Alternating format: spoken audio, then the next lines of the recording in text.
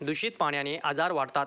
या भीतीने आता प्रत्येक माणूस शुद्ध पाणी म्हणून बिसलरी बॉटल, जार, बाटला बंद शुद्ध पाणी प्यावे लागल्याने पाण्याची किंमत वाढली आहे.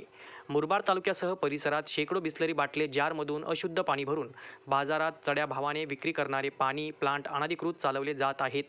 टॅक्स नाही, शासनाच्या लागणाऱ्या विविध परवानग्या नसताना शेकडो वाहने पाणी एजन्सी शहरासह ग्रामीण भागात मनाप्रमाणे कंपन्यांची नावे टाकून पाणी विक्री करत आहेत.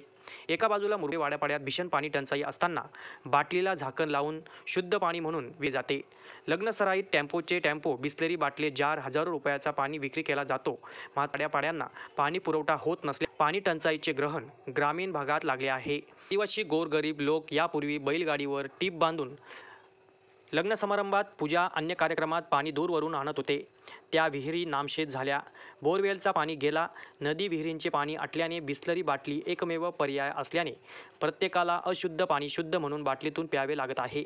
विनापरवाना पाणी विक्री होत असताना त्यांना कोणत्याही संबंधित अधिकारी जाब विचारत नसल्याने जशी बनावट दारू विक्री होते तसेच अशुद्ध पाणी विनापरवाना प्रत्येक दुकानात सर्रास विक्री होत आहे. स्वयंपाकासाठी, पिण्यासाठी अनेक घरात बाटलीबंद पाणी बाटले 40 ते 50 रुपयाने विक्री होते. हा पाणी किती शुद्ध अशुद्ध त्याची तपासणी आरोग्य संबंधित नियंत्रित यंत्रणा करत नाहीत. पाणी टंचाईला त्याचा सुद्धा फटका बसतो.